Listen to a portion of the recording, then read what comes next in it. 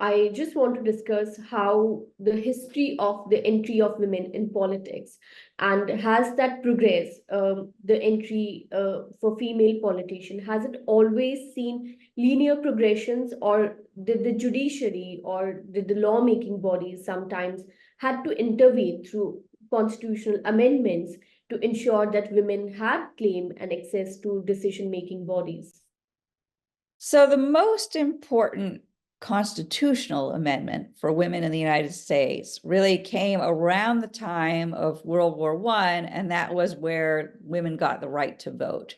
And that was a very long campaign, and it was really pushed by the social movement of women's groups. So it was a very women-driven process, women participating in social movements, looking for suffrage.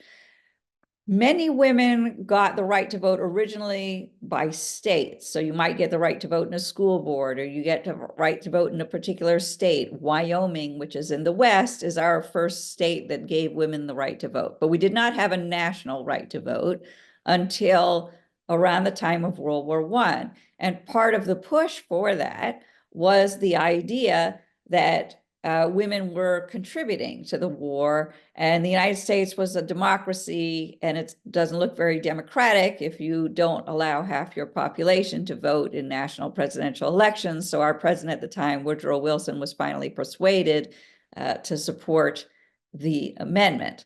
So that's when women got the right to vote. We had some issues in southern states, of course. We had a period of time where Black voters were disenfranchised by local state governments in the South. So it's really the Voting Rights Act of 1965, where all men and women of various races and ethnicities are given the protected right to vote in the United States.